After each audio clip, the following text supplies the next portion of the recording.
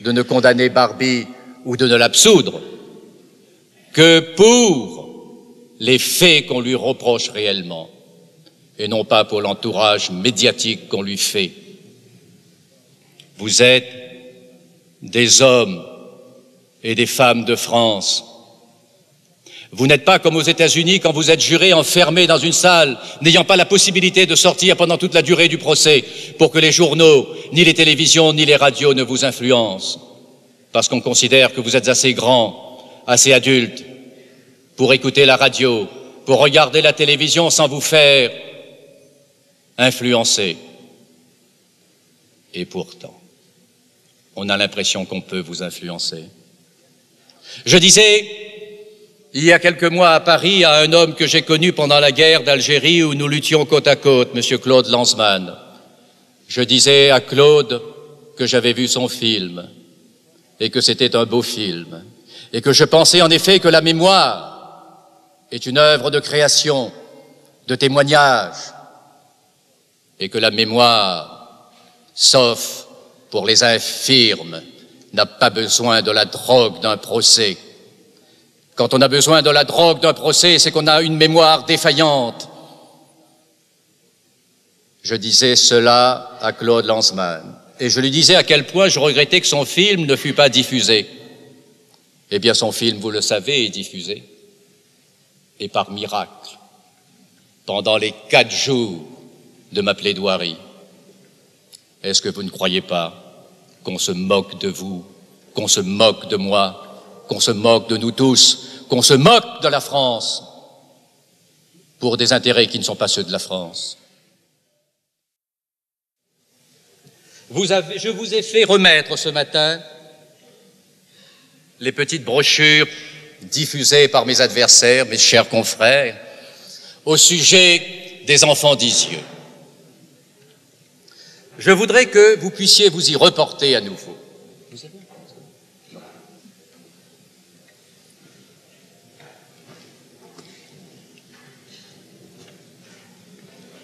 Si vous vous reportez à la page 12, vous comprendrez de quoi je parle. Vous avez une photo de groupe de l'armée allemande et une flèche vous désigne au milieu de ce groupe un jeune homme à l'air avantageux, les jambes écartées et les mains croisées sur le bas-ventre. Et en plus, il sourit. Et au clair-obscur de beaucoup de témoignages, Barbie apparaît en effet comme un petit homme vert, l'uniforme de la Wehrmacht, aux grandes oreilles. Dans le sillage de cette photo, les premiers témoins le dépeignent ainsi, et ainsi expliquent par là comment, après 40 ans, ils savent le reconnaître. Vous voyez, ce monsieur, les mains croisées, avec ses grandes oreilles et son sourire. Cette photo, dont je ne sais si elle vient, elle aussi, du CDJC, c'est-à-dire du Centre de documentation juive contemporaine, a été versée au débat par M. Klarsfeld. L'ennui, c'est que si vous examinez cette photo, même sans être un expert aussi éminent que M. Klarsfeld ou que messieurs les procureurs de Francfort, chacun s'aperçoit que ce jeune militaire, aussi remarquables oreilles, n'appartient pas à la SS, mais à la Wehrmacht. La place des aigles sur son uniforme. Vous avez un aigle sur le côté droit de sa vareuse. Les SS ne portaient pas l'aigle sur la poitrine. La forme de la boucle de son ceinturon. La boucle est rectangulaire. C'est la boucle traditionnelle des ceinturons dans l'armée allemande. Et si nous pouvions regarder avec une loupe, on verrait inscrit sur cette boucle la devise de l'armée allemande, Gott mit uns, Dieu avec nous.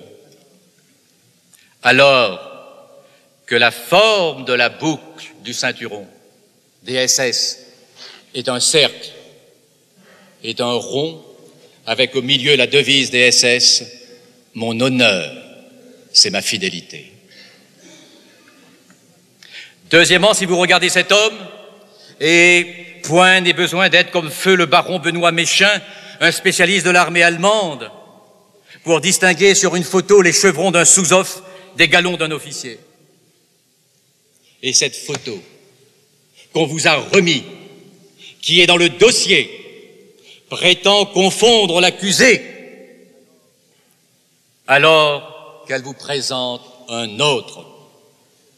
Il faut une confiance religieuse pour ne pas trembler devant cette imposture éclatante.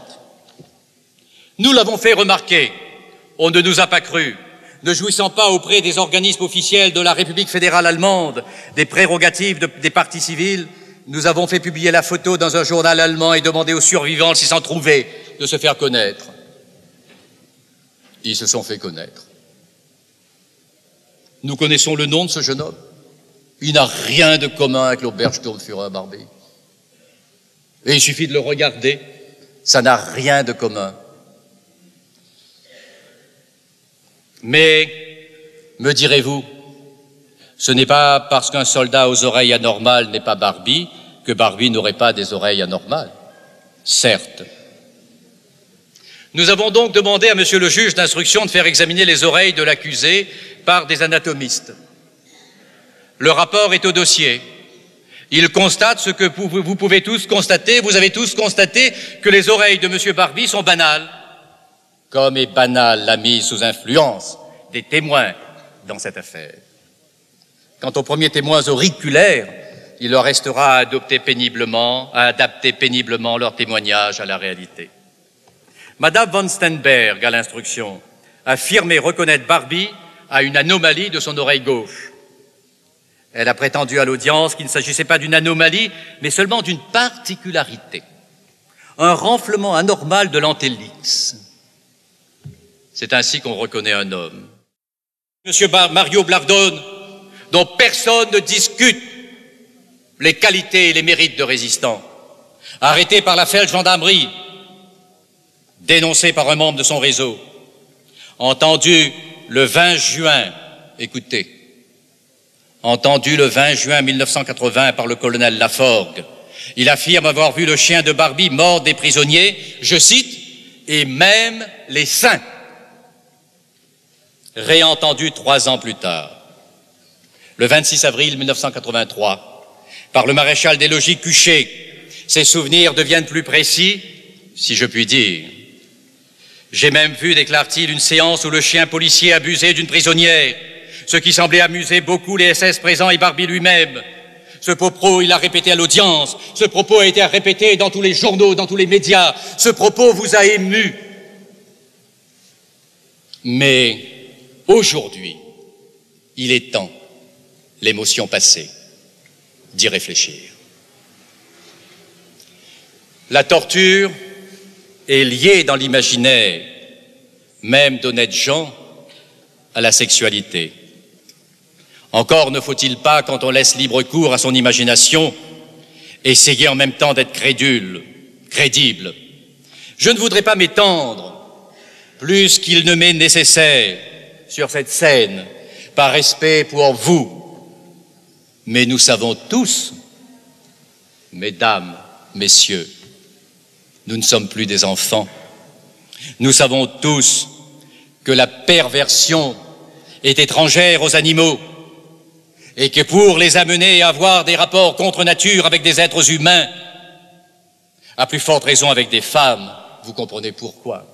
Un homme peut violer une chèvre, il ne lui demande pas son avis, mais pour un chien puisse violer une femme, il faut encore que la femme l'y incite, au moins par une posture indécente. Monsieur Blardone,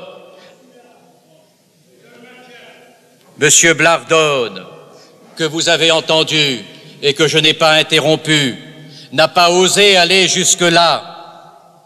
Mais cela est impossible. Réfléchissez. Une femme étendue, évanouie, un chien ne peut pas la posséder. Un chien ne peut posséder qu'une chienne assise à 4 pattes. Et si la femme, dans un spectacle obscène, dans un porno shop, prend cette position, C'est elle qui incite le chien. Mais ne dites pas qu'un chien a violé une prisonnière étendue par terre. Monsieur Blardone, d'ailleurs, n'a pas osé aller jusqu'à prétendre que la femme avait pris cette position. Laissons-le donc à ses obsessions, même si à l'audience, le récit des mauvais traitements subis et de la peu déportation pouvait lui apporter par surprise une certaine crédibilité. Ce n'est pas d'eux, ni même un chien, que Madame Lagrange verra, elle, dans le bureau de Barbie, mais elle verra l'animal diabolique par excellence. Elle verra un chat, que les cris, les pleurs, les coups, apparemment, laissent de marbre.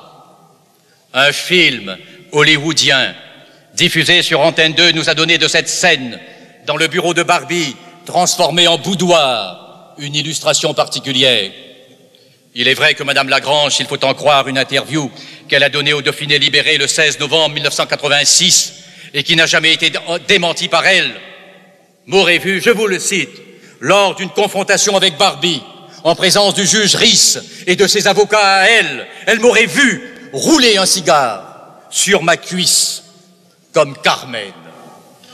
Je cite, silence, madame, je vous en prie. Je cite, non. Maître Vergès, l'avocat de Barbie, a souvent essayé de me désarçonner en roulant tranquillement son cigare sur sa cuisse, puis en m'envoyant la fumée dans le visage.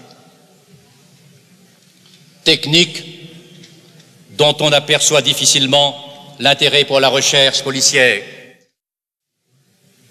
Monsieur Badinter et Klarsfeld, dans un premier temps, excluez les résistants de l'humanité. Monsieur le procureur général vous a rappelé ce genre de débat. Du coup, les partis civils niaient leur qualité de résistants, qu'elles revendiquaient un an plus tôt. Madame Lagrange, par exemple, déclarait « J'avais déclaré que nous avions été dénoncés en tant que résistants et que juifs. En fait, c'est bien en qualité de juifs que nous avons été arrêtés. Donc, elle est dénoncée en tant que résistant et que juif, et c'est en qualité de juif qu'elle prétend être arrêtée. J'avais distribué des tracts anti-nazis. L'on dira que c'est un acte de résistance, mais modeste. Elle dira, comme presque tous les enfants le faisaient.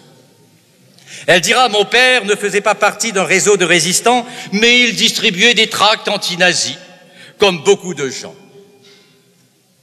Comment voulez-vous que nous puissions prendre au sérieux des témoignages qui varient de cette manière, même s'ils rappellent une souffrance réelle, même s'ils rappellent une résistance vécue, alors que leurs variations tendent simplement à accuser Barbie, à le faire condamner parce qu'il incarne tout ce que l'on reproche à l'Allemagne.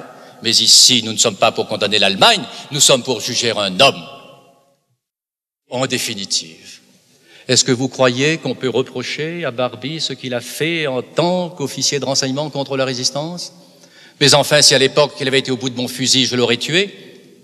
Mais si j'avais été au bout du sien, j'aurais admis de la même manière qu'il est tiré. C'était la guerre.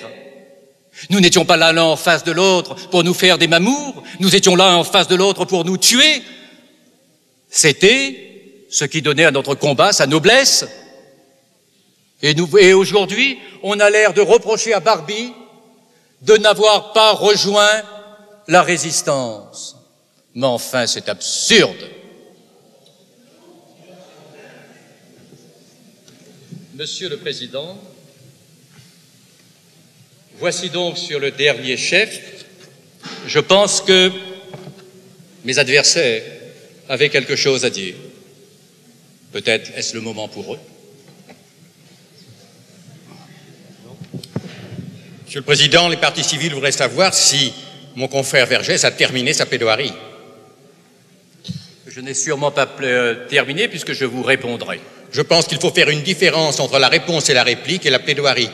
Nous désirons vous avoir entendu entièrement avant d'exercer éventuellement notre droit de réplique. Mais quand j'aurai répondu à votre droit de réplique, vous me répondrez encore. Alors, je dois vous dire... Encore une fois, il y a une différence, Monsieur le Président, entre l'achèvement d'une plaidoirie construite, au moins je l'espère, et une simple réplique à une réplique, ce qu'on appelle techniquement la duplique. Oui, oui. Au tribunal de commerce, oui. 346, si, je crois que les parties civiles ont le droit pour elles, Maître Vergès, la réplique est prévue à la fin de votre plaidoirie. Donc je vous demande de terminer votre plaidoirie. Ils y répliqueront s'ils veulent répliquer, et ensuite vous aurez J'ai le droit aussi, la parole en dernier. Mesdames, Messieurs les jurés, de vous dire avec tout le respect que j'ai pour mes confrères que c'est là une démarche insolite et discourtoise. Je les ai écoutés, je ne les ai jamais interrompus, même quand leur discours m'ennuyait. Je demande le silence, s'il vous plaît. Parce qu'ils ont le droit de dire ce qu'ils veulent, mais ils sont responsables des arguments qu'ils utilisent. J'entendais terminer cette plaidoirie devant vous parce que l'usage devant les cours d'assises est ainsi. Au cours de ma plaidoirie, je n'ai pas fait état, comme certaines parties civiles, de documents qui n'avaient pas été communiqués. Et cependant, elle veut vous imposer, à la fin de ma plaidoirie, encore leur interruption. Que faire? Il ne me reste plus qu'à subir. Eh bien, subissons ensemble et faisons comme si nous étions au tribunal de commerce.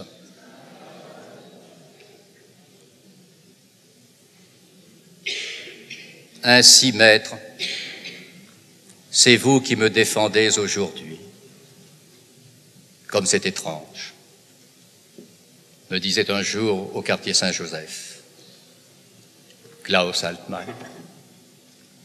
C'est, lui répondis-je,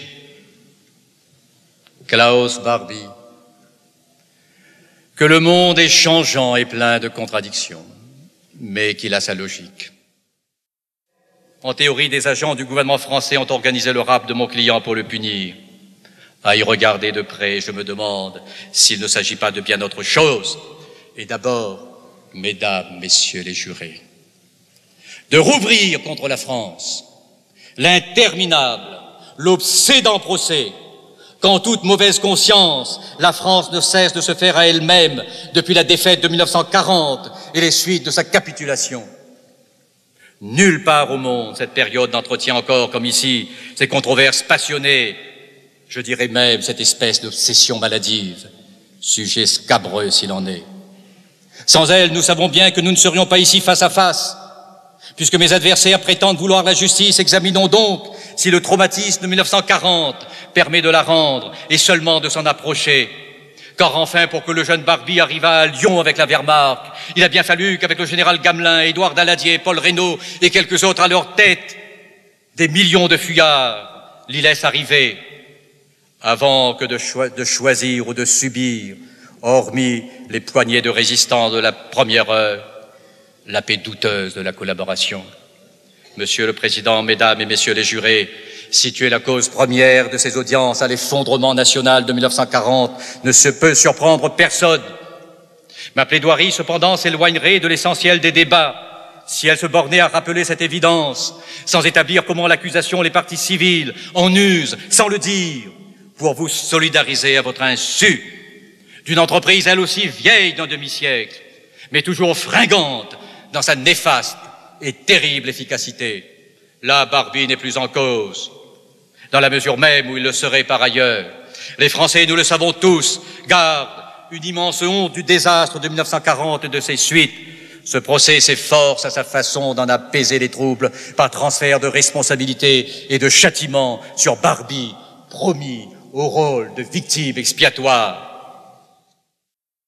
Cette longue et, je le crois, nécessaire plaidoirie était pour vous dire, Monsieur le Président, Messieurs les conseillers, Mesdames et Messieurs les jurés, et à travers vous au peuple français, au nom de l'humanité, au nom de la loi, au nom du droit, au nom de la France, enfin qui n'a que trop souffert de ses faiblesses, trop tardé sur ses remords, bref, trop douté de sa grandeur et de sa vérité.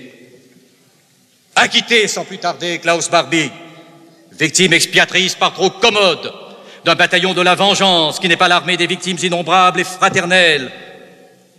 La pauvre, l'immense armée sans visage et sans nom, et qui recrute toujours, encore et aujourd'hui, et toujours et sans relâche. Si la France, si l'humanité attend quelque chose de vous, c'est un acte de courage et de raison, un acte de vérité. Certainement pas un geste de convenance. La France alors s'en trouverait grandie. Répondez non à toutes les questions qui vous seront posées. Maître Vergès, la Cour vous remercie. Monsieur le bâtonnier, la réplique va durer à combien de temps? Quelques minutes, Monsieur le Président. Bien, alors attendez, l'audience est suspendue 20 minutes. Je vais prendre la parole tout de suite, si vous le souhaitez. Non, parce que voyez-vous, il y a la lecture des questions. Je crois Monsieur le Président, je pense que tout le monde sera d'accord pour que je prenne la parole tout de suite. Je me permets d'insister. Bien. Alors, l'audience continue. Je vous en prie.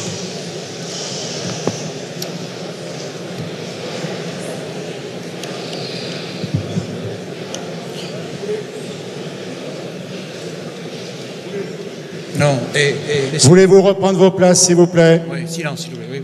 Alors, maître... Monsieur Bâtonnier. Monsieur le Président, messieurs les conseillers, messieurs et mesdames, messieurs les jurés, parlant au nom des parties civiles, je n'userai pas d'enflure du vocabulaire. Le Code de procédure pénale permet aux parties civiles de répliquer. En fait, ce droit n'est exercé que dans des circonstances exceptionnelles. Nous estimons que ces circonstances ne sont pas réunies aujourd'hui. Et mon confrère Zaoui m'a autorisé à le dire, lui qui s'était réservé le droit de répliquer il y a 2 jours. Depuis 3 jours, la défense a pu s'exprimer librement.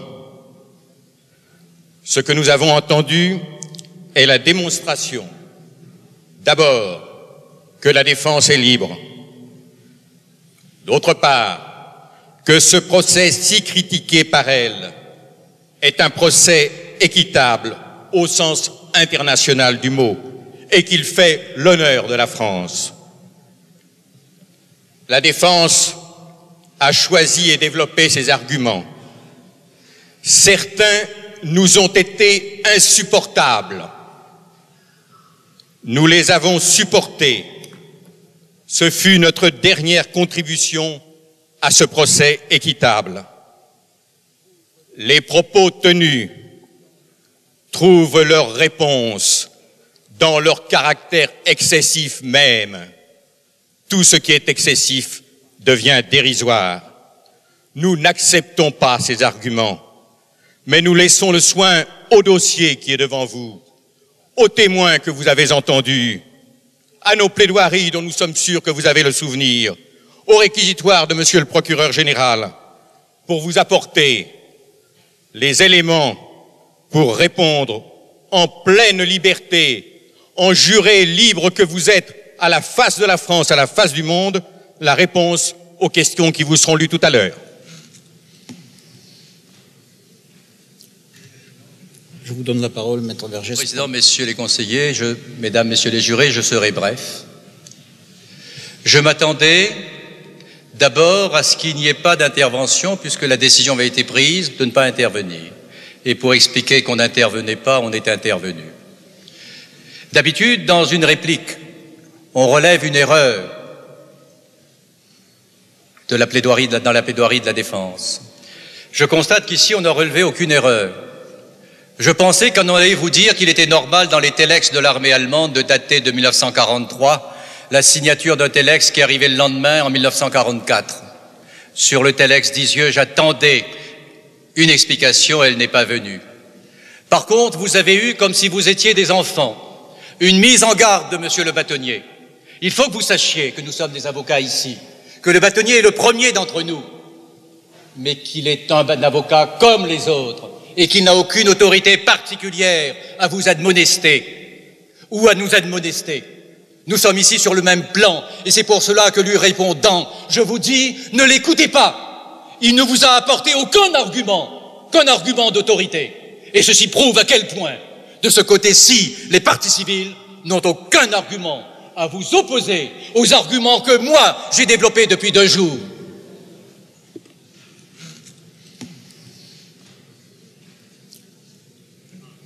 Je demande au service d'ordre d'introduire l'accusé, s'il vous plaît.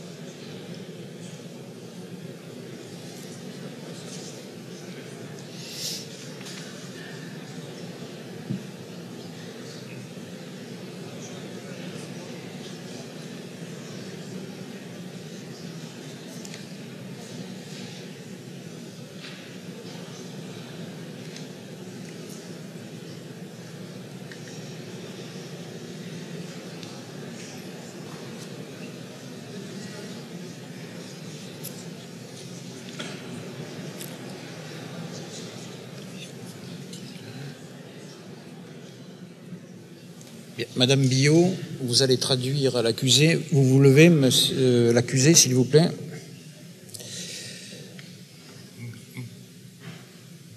Vous connaissez les faits qui vous sont reprochés. Au cours de ces 8 semaines de débat, vous traduisez, madame, s'il vous plaît,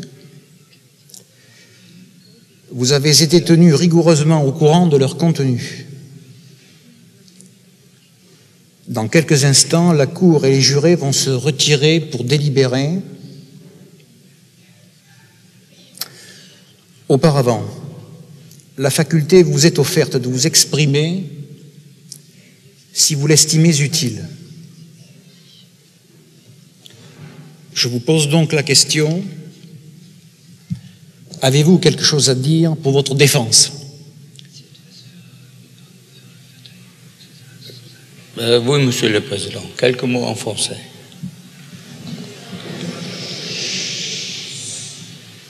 Je n'ai pas commis la rafle des yeux. Je n'ai eu jamais le pouvoir de décider des déportations. J'ai combattu la résistance, que je respecte, avec dureté. Mais c'était la guerre, et la guerre, c'est fini. Merci. Asseyez-vous. Les débats sont terminés.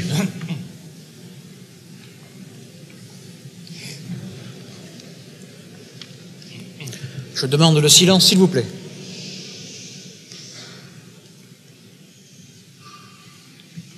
J'ordonne que le dossier de la procédure soit déposé entre les mains du greffier de la cour d'assises, à l'exception des arrêts de renvoi de la chambre d'accusation que je conserve en vue de la délibération. Voici les questions auxquelles la Cour et le jury auront à répondre. Ces questions sont posées dans les termes mêmes de l'arrêt de renvoi.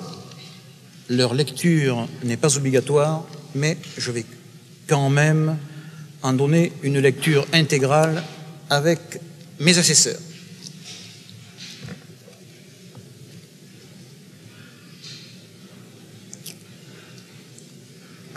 Complicité d'assassinat des Juifs arrêtés à l'UGIF le 9 février 1943. Question numéro 1.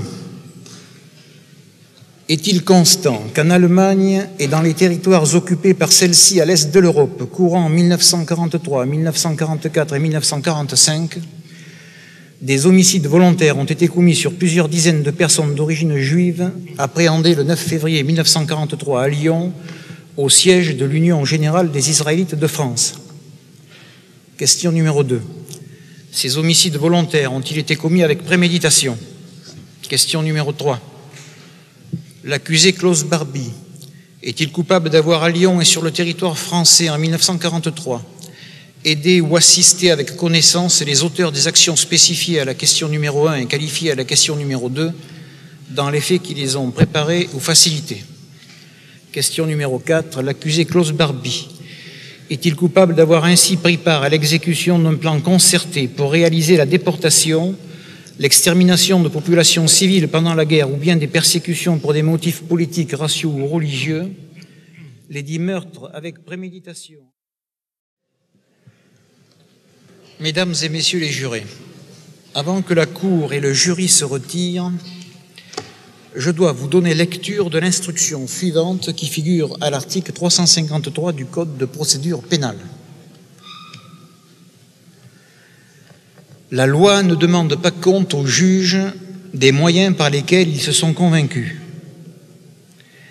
Elle ne leur prescrit pas de règles, desquelles ils doivent faire particulièrement dépendre la plénitude et la suffisance d'une preuve. Elle leur prescrit de s'interroger eux-mêmes dans le silence et le recueillement, et de chercher dans la sincérité de leur conscience quelle impression ont faite sur leur raison les preuves rapportées contre l'accusé et les moyens de sa défense. La loi ne leur fait que cette seule question qui renferme toute la mesure de leur devoir.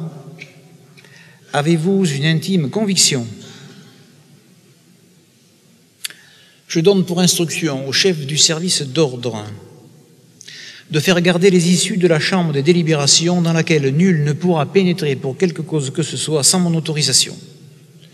Garde, vous faites retirer l'accusé. L'audience est suspendue.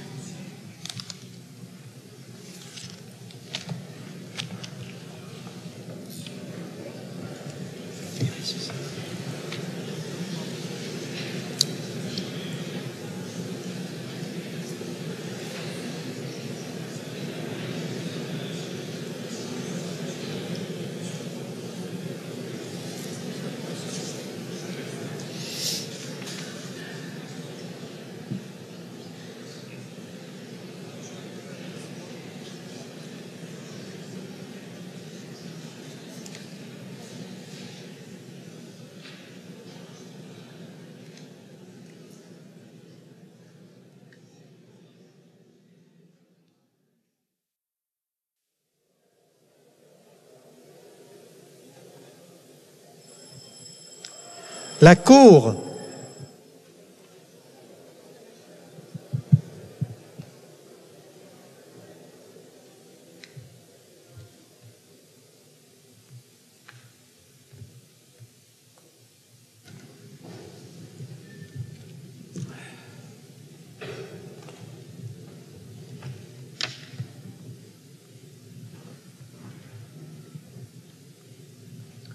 Mesdames et messieurs, veuillez vous asseoir.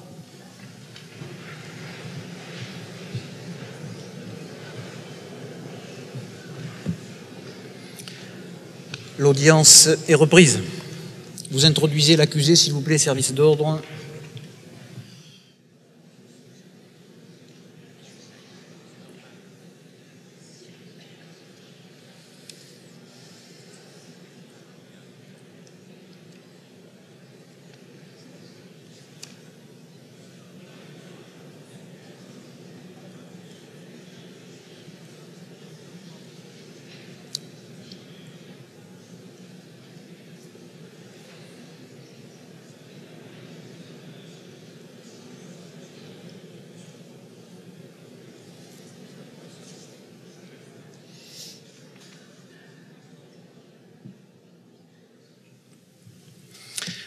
Bien. Accusé Klaus Barbie, veuillez vous lever, s'il vous plaît.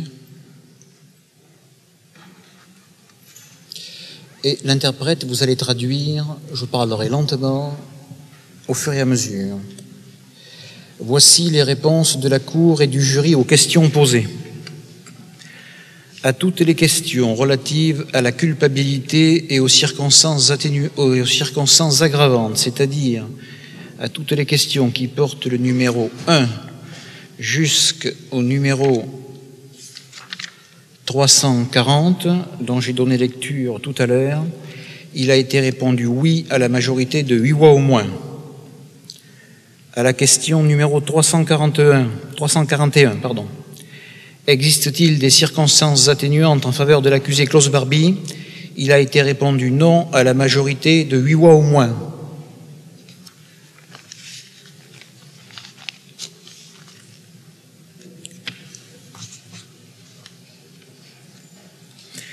Vu la déclaration de la Cour et du jury, attendu que des faits reconnus constants par la Cour et le jury à la majorité de 8 voix au moins, il résulte que Klaus Barbie s'est rendu coupable, premièrement, d'avoir, en 1943, à Lyon et sur le territoire français,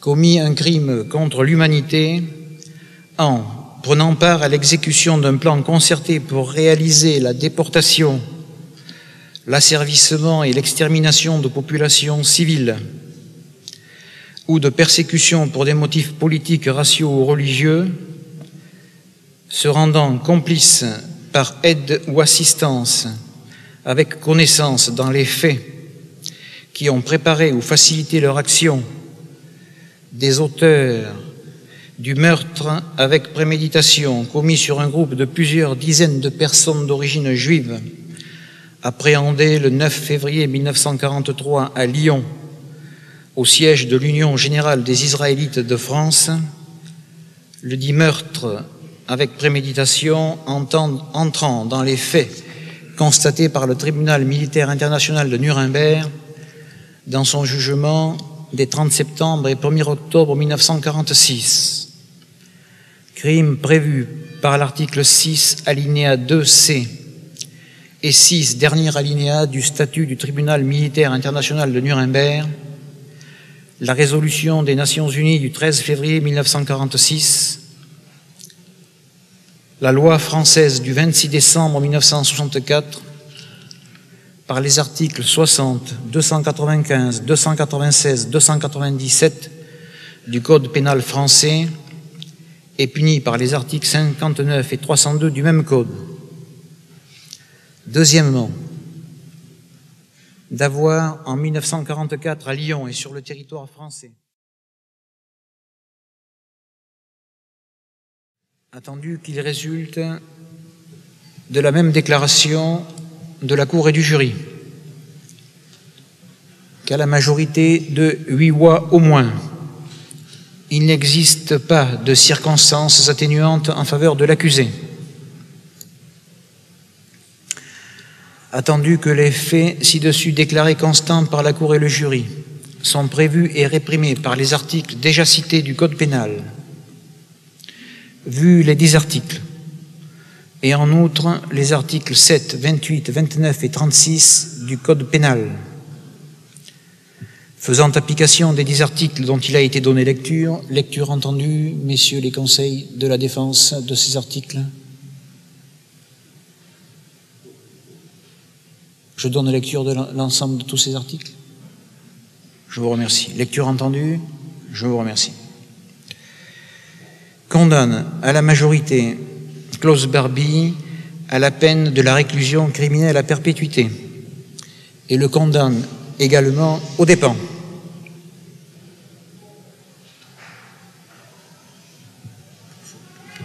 Silence, s'il vous plaît. Klaus Barbie, vous traduisez ma déclaration toujours. Vous disposez de 5 jours francs pour vous pourvoir en cassation.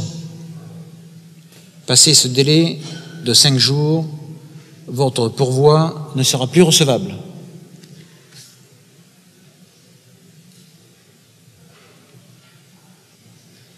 Traduction faite. Mesdames et messieurs les jurés, vous êtes libres définitivement. Je vous remercie de la civilité dont vous avez fait preuve au cours de ces 8 semaines. L'audience criminelle est levée. L'audience... Silence, s'il vous plaît, je vous en prie. Silence, s'il vous plaît. Silence, s'il vous plaît. Un petit peu de dignité, s'il vous plaît. L'audience criminelle est levée. L'audience civile va suivre dans quelques instants. Vous faites sortir l'accusé quelques instants, l'audience civile va suivre.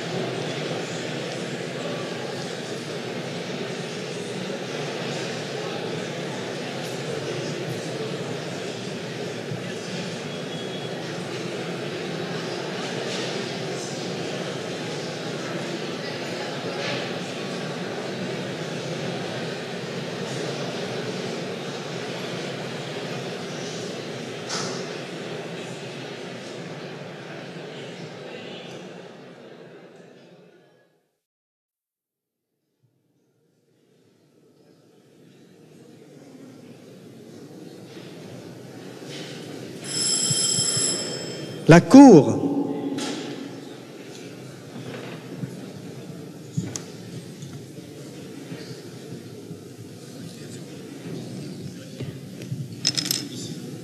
Bien. Asseyez-vous, messieurs, dames.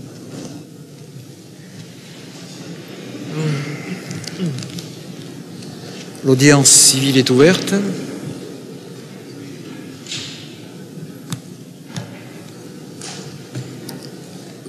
Exposez-nous votre problème, maître Boïtin. Au nom de mes confrères, maître Jacques Vergès et Mbemba, monsieur le président, messieurs les conseillers, Qu'est-ce que c'est ça? nous demandons que cette audience civile soit reportée dans la mesure du possible à la date du 11 de ce mois pour pouvoir éventuellement soulever des moyens de droit sur le problème des réparations civiles. Si les parties civiles sont consentantes.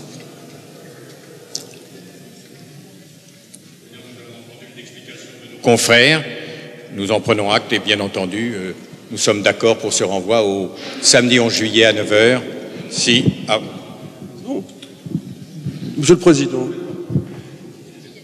je voudrais dire pour ma part, oui, Alain Lévy, je ne comprends pas cette demande que je trouve tout à fait inacceptable et déplacée, pour ne pas dire plus.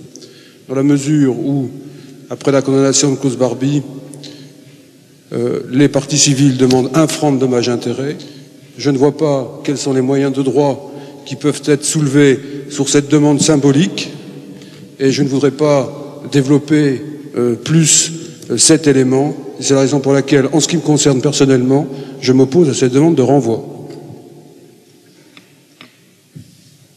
Ministère public, vous avez une opinion? Oui. Oui?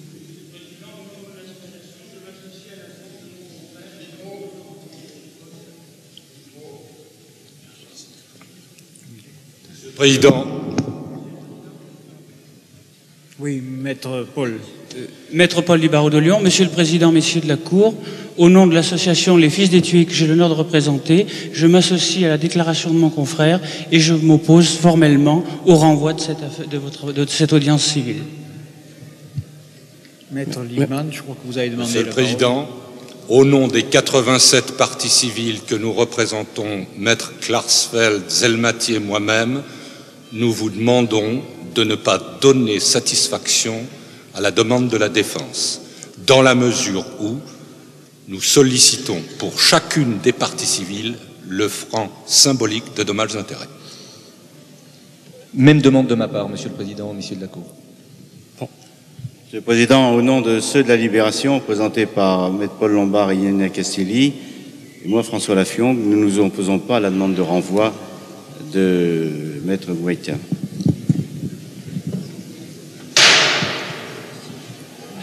Monsieur le Président, Messieurs les conseillers, au nom de la Ligue des droits de l'homme, partie civile, je ne m'oppose absolument pas à la demande de renvoi qui est présentée et je ne vois pas de raison de la refuser. Oui. Si les parties civiles, Monsieur le Président, excusez-moi, je souhaiterais quand même répliquer si les parties civiles ont terminé de leurs interventions. Oui, si les parties civiles ont terminé leurs interventions, je souhaiterais, dans la mesure du possible, quand même répliquer très très brièvement. Il ne s'agit pas du montant de certaines réparations, qu'elles soient d'un montant de 1 franc ou de 100 francs ou de plus. Le problème est un problème de principe et un problème de droit. Nous avons des moyens de droit, il est 1h du matin, nous avons des moyens de droit à soulever. Je pense que c'est un droit que nous devons exercer, qu'il n'y a pas lieu de s'y opposer, il n'y a pas de raison juridique de s'y opposer. Monsieur le Président, je veux dire, il faut qu'on en dise un peu plus. Si vous avez des moyens de droit à soulever, vous avez eu le temps d'y songer, le temps de les préparer, c'est tout à fait votre droit de soulever des moyens, mais pas tout à coup par surprise et contrairement à tous les usages, de demander un renvoi en indiquant qu'éventuellement vous vous réservez de soulever nous ne savons quels moyens. Il n'y a aucune surprise, elle est simplement, la surprise vient de la décision que nous ne pouvions pas prévoir, donc tout simplement. Vous pouviez en tout cas l'envisager. Et puisque nous l'avons envisagé, nous allons d'abord relire vos mémoires, les examiner d'une manière approfondie, ensuite vous répondre.